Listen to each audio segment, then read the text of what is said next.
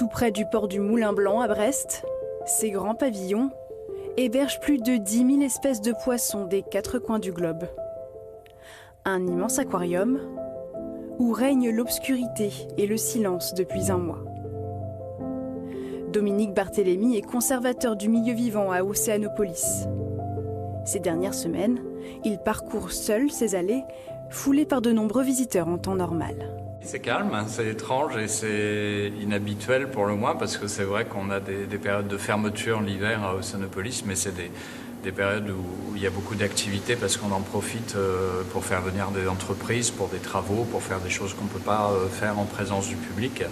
Là, on est dans une configuration tout à fait particulière parce que l'objectif, c'est d'avoir le moins de monde possible sur le site, mais une équipe suffisante pour s'occuper des animaux. Sur plus de 80 salariés, seule une dizaine est présente au quotidien depuis mi-mars. Des soigneurs surtout, comme Maureen Middle, qui s'active dans la cuisine du pavillon tropical. On fait toujours la même préparation de nourriture, toujours la même distribution, toujours le même entretien, toujours le même soin, toujours la même veille et vigilance d'observation des comportements, des animaux, etc. Les soigneurs travaillent en équipe réduite, en roulement, pour éviter au maximum les contacts. Mais les protocoles restent les mêmes. Certaines espèces, comme ces raies-aigles, sont nourries à la surface.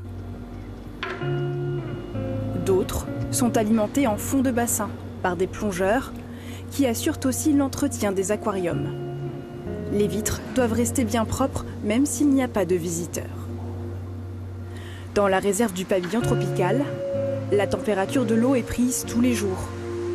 C'est ici que naît une partie des poissons d'Océanopolis, un lieu de reproduction toujours sous haute surveillance. On mesure quotidiennement plusieurs paramètres pour vérifier la qualité de l'eau et contrôler tout le système de traitement d'eau qui est derrière chaque aquarium pour éviter d'avoir des problèmes de qualité d'eau qui peuvent engendrer après des mortalités sur les animaux. Seules les fonctions vitales sont assurées en ce moment.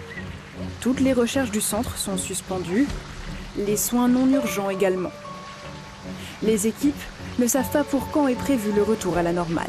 On se pose pas mal de questions, on se demande comment ça va être demain. Est-ce que les gens vont revenir aussi quand on va rouvrir voilà, c'est assez particulier, mais bon, pour nous, notre métier ne change pas. On est toujours avec les animaux, donc au contraire, je trouve qu'on a de la chance. Mais c'est vrai que ça reste, je pense, un peu difficile pour tout le monde. Ouais.